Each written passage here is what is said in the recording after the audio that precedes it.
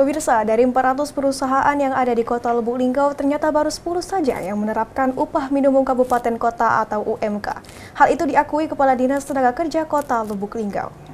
10 perusahaan yang sudah menerapkan UMK, rata-rata perusahaan berskala besar, seperti rokok, dan lainnya sisanya belum. Menurut Kasih Operasional Disnaker Kota Lubuk Linggau, Rosilawati, belum banyaknya perusahaan di Kota Lubuk Linggau yang menerapkan UMK saat ini karena rata-rata perusahaan masih berskala kecil, menengah ke bawah, dan omsetnya belum sebanding dengan biaya operasional perusahaan. Dan rata-rata di Lubuk Linggau ini, walaupun banyak perusahaan tapi berskala kecil. Akhirnya, kita memberikan pemakluman daripada mereka bangkrut, lebih baik tetap jalan. Seperti pabrik bihun, tempe, dan tahu. UMK di Lubuk Linggau mengacu pada upah minimum Provinsi Sumsel. Karena sampai saat ini Lubuk Linggau belum ada Dewan Pengupahan. Sedangkan untuk UMK Lubuk Linggau tahun lalu sebesar 3,1 juta rupiah.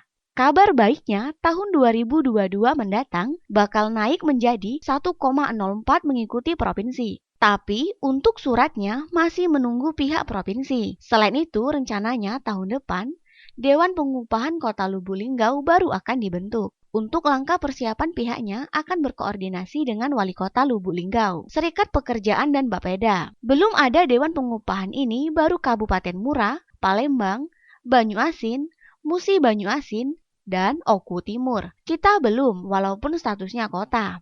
Bukan hanya itu, akibat pandemi COVID-19 beberapa waktu lalu, hampir semua sektor usaha di Kota Lubuk Linggau berdampak. Bahkan tercatat hampir 10 perusahaan merumahkan karyawannya. Rajab, Silampari TV, melaporkan.